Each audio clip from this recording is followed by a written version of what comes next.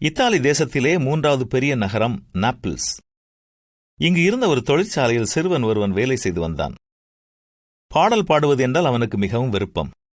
தான் ஒரு சிறந்த பாடகனாக வேண்டும் என்று அவனுக்கு அதிக ஆசை. இவன் 10 வயதாக இருக்கும் பொழுது இவனுடைய தாய் இவனை ஒரு பாடல் ஆசிரியரிடம் அனுப்பினாள். ஆனால் அவர்களும் உன்னுடைய குரல் ஜன்னல் வழியாக அடிக்கும் காற்றின் சத்தம் போல இருக்கிறது என்று சொல்லிவிட்டார்கள். ஆனால் அவனுடைய தாயோ அவனுக்காக அலைந்து திரிந்து மற்றும் ஒரு ஆசிரியரை கண்டுபிடித்து இவனை படிக்க வைத்தார்கள். பாடல் ஆசிரியருக்கு பணம் கொடுப்பதற்காகவே செருப்பு கூட வாங்காமல் தன்னை தியாகம் செய்து வெறுங்காலோடு நடந்து அவனை படிக்க வைத்தார்கள். நடந்தது என்ன தெரியுமா? ஒரு நாள் இந்த என்ரிகோ குருசோ இத்தாலி தேசத்தின் மிக புகழ்பெற்ற பாடகனாக திகழ்ந்தான்.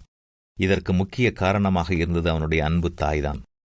நம்முடைய தாய் நமக்காக செய்த தியாகங்களை எண்ணி பார்த்து அவர்களுக்காக கடவுளுக்கு நாம் நன்றி செலுத்துவோமா? அவர்கள் இன்னும் இந்த உலகத்தில் இருந்தால் இன்று அவர்களை போய் பார்த்து அவர்களோடு இருந்து சில மணித்துளிகளை நாம் கண்டுபிடித்து அவர்களோடு செலவழிப்போமா? தூரத்தில் இருப்பார்கள் என்றால் தொலைபேசியிலாவது நேரம் எடுத்து நாம் அவர்களிடம் பேசுவோமா? அவர்களுக்கு ஒரு நன்றி பரிசினை நாம் அனுப்பி வைப்போமா? என் தாய் யாரென்று எனக்கு தெரியாதே என்று சொல்வீர்கள் என்றால் நீங்கள் இன்று இருக்கும் நிலைக்கு வர காரணமான அந்த நபருக்காக கடவுளுக்கு நன்றி செலுத்துங்கள். அவர்களோடு தொடர்பு கொள்ள முடியும் என்றால் உங்கள் நன்றி உணர்வை அவர்களுக்கு வெளிப்படுத்துங்கள். நன்றி மறப்பது நன்றன்று.